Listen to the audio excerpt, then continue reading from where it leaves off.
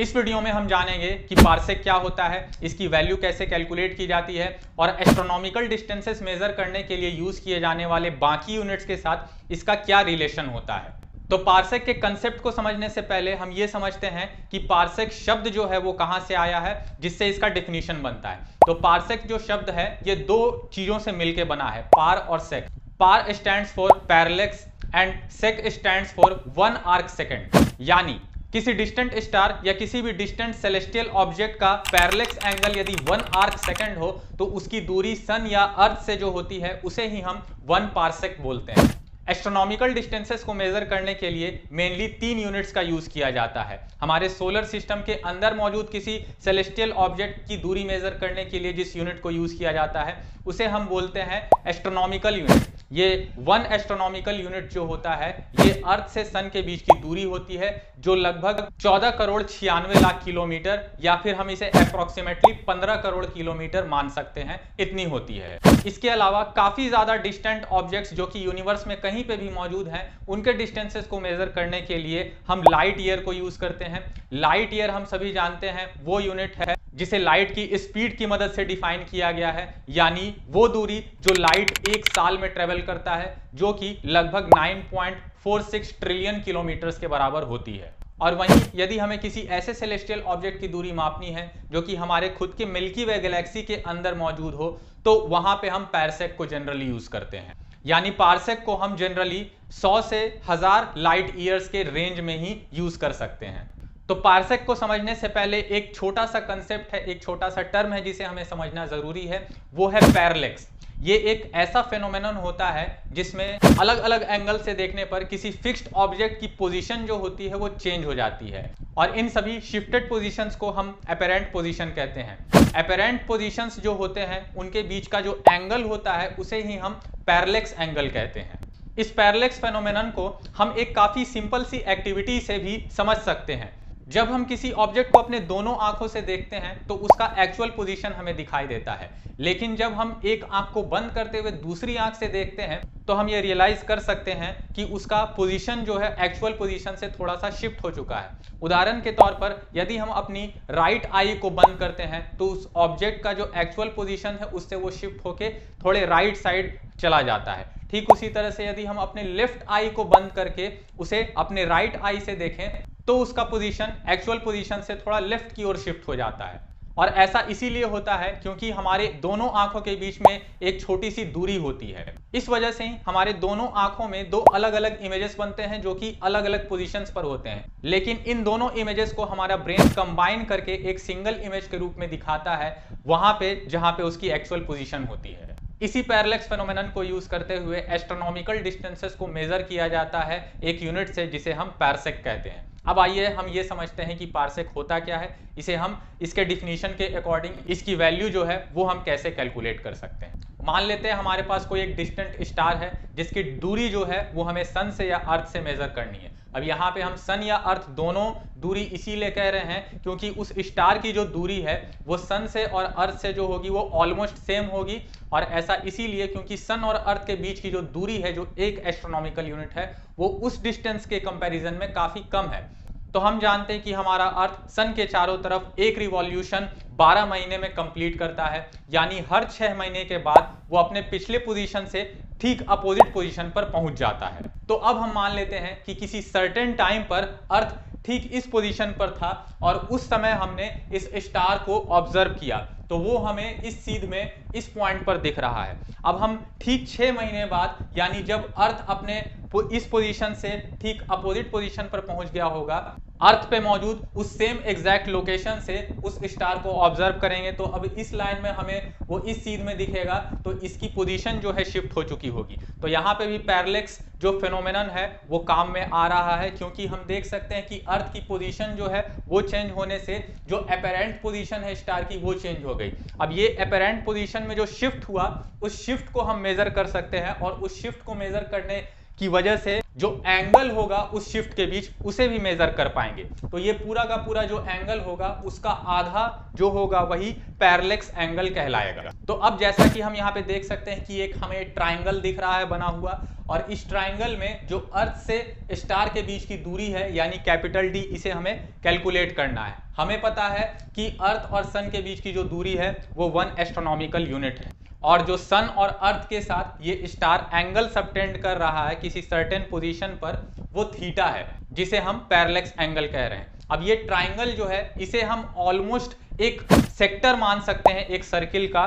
तो अगर हम ये इमेजिन करें कि एक सर्किल है जिसमें 1 एस्ट्रोनॉमिकल यूनिट जो है उतना लेंथ का अगर एक आर्क है, तो ये रेडियस जो होगा इस सर्किल का वो कैपिटल डी हो जाएगा, और इस सर्किल के सेंटर पर मौजूद होगा वो स्टार जिसका हमें डिस्टेंस अर्थ से कैलकुलेट करना है। तो यहाँ पे हमने अर्थ और सन के बीच की जो दूरी है यानी 1 एस्ट्रोनॉमिकल यूनिट जो है उसे हमने एक आर्क कंसीडर कर लिया है, क्योंकि ये दूरी जैसा हमने अभी अभी डिस्कस किया कि इस दूरी के कंपैरिजन में ये काफी कम है, तो ये चाहे कर्व हो चाहे स्ट्रेट लाइन हो, इससे कोई भी ज्यादा अंतर नहीं पड़ने वाला है। तो अब हमने ऐसा इमेजिन ही क्यों किया कि ये 1 एस्ट्रोनॉमिकल यूनिट है, ये एक आर्क का लेंथ है। तो ऐसा हमने इसीलिए किया है क्योंकि हम जानते हैं कि किसी भी सर्किल में जो सेंट्रल एंगल थीटा होता है वो length of the arc divided by radius होता है, यानी theta equals L by R, जहां पे थीटा जो होता है वो रेडियंस में होता है, जो कि एसआई यूनिट होती है। तो 1 पार्सेक को हम तब डिफाइन करते हैं जब ये पैरेलैक्स एंगल जो होता है वो 1 आर्क सेकेंड होता है। तो 1 आर्क सेकेंड जो एंगल है